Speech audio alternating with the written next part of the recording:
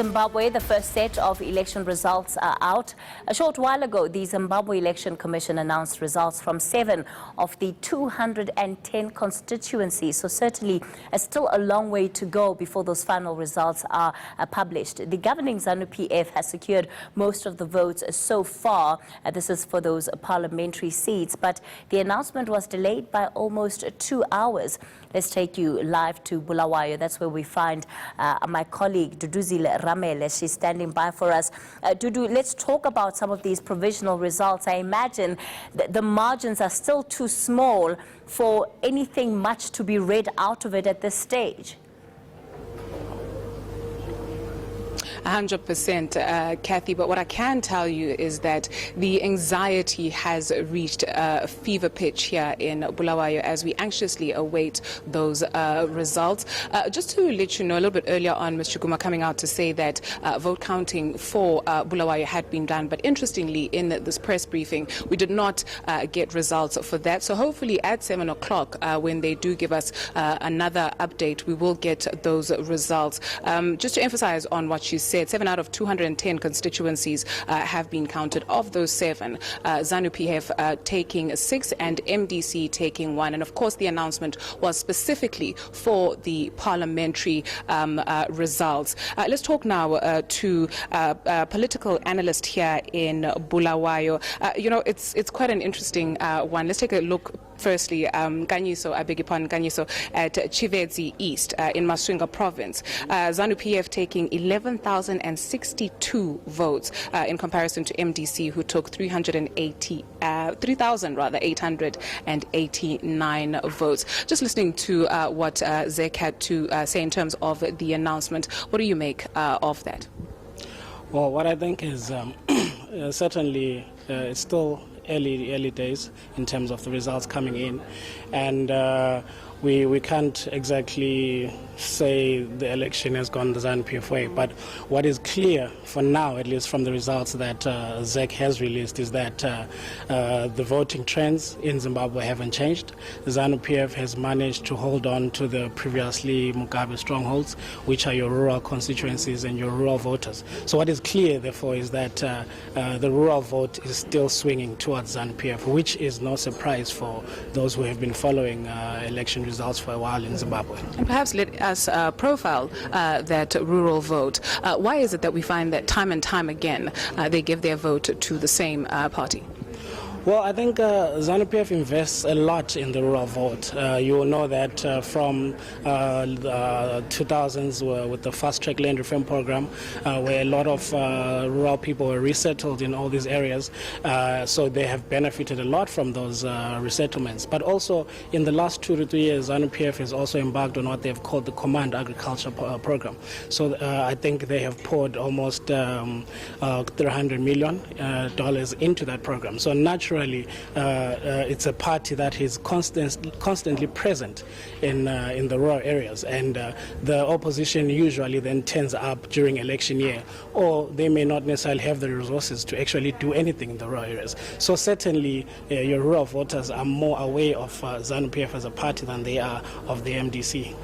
What do you make in terms of the delay on the part of the Zimbabwean Electoral Commission? Were they preparing perhaps for a soft landing here? Is this something that we've seen in previous election announcements?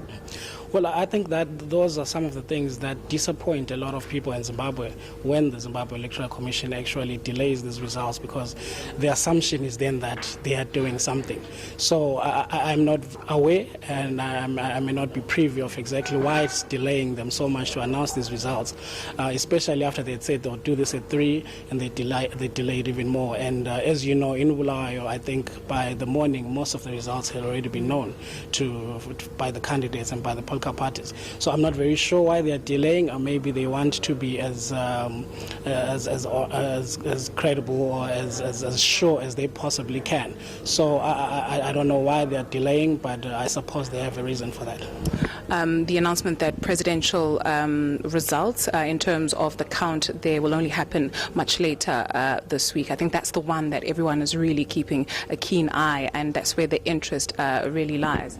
Yes, true. In terms of the Electoral Act, I think they have, it should be 4 to 5 days maximum for them to be able to announce those results. So naturally, because we have a harmonized system, I think they are the results that usually then come out last, because like you said, that's the important result that everyone is looking to see. But also I think in terms of collation, that is also the result that takes much longer to collate, because they only have one command center that they have to go to, whereas the parliamentary and the council ones have their command centers in the local areas. Yeah. If we just look at this, and like you said a little bit earlier on, it's a bit too early to tell, but Zanu-PF taking 6 out of the 7 that has been announced. Would you say that perhaps the opposition has neglected the rural base and the rural vote? Should they have invested enough, or did they do more than enough?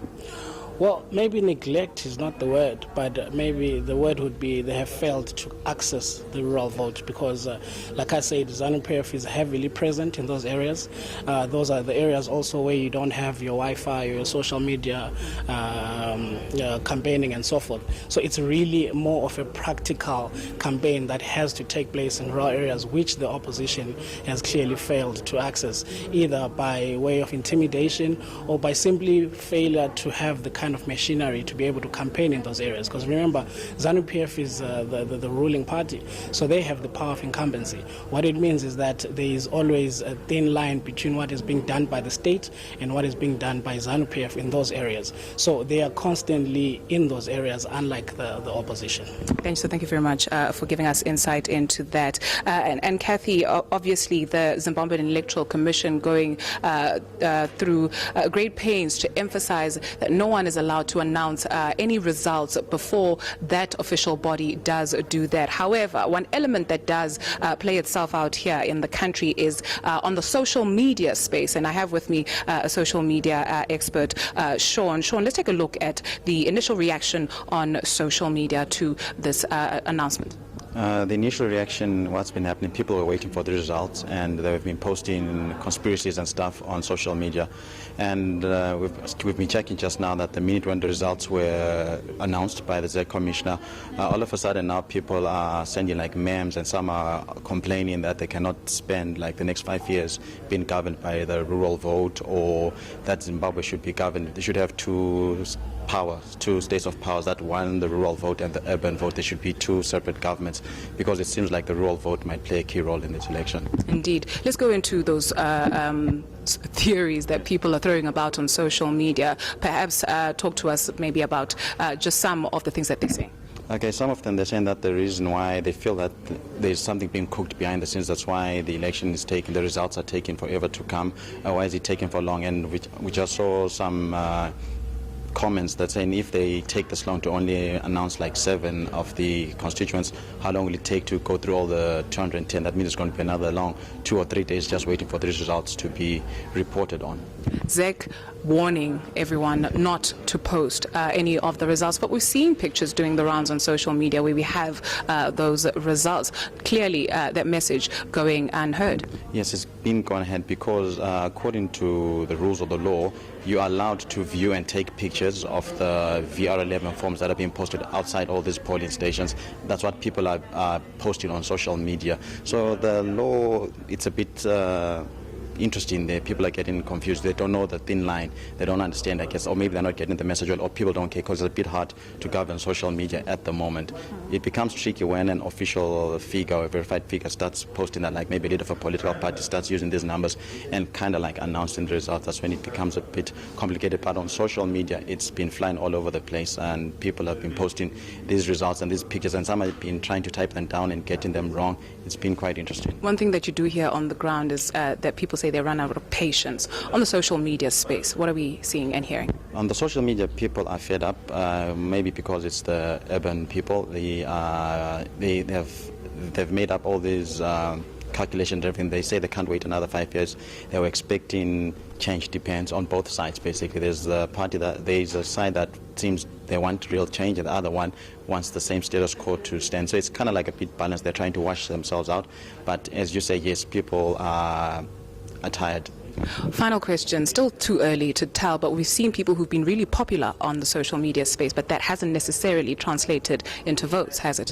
Yes, there have been candidates, independent candidates who were very popular on social media, were making all these articulated arguments and poses for their people to vote for them, and it seems like most independent people didn't make it. They did not win. So it kind of like comes back that social media is not exactly the electorate.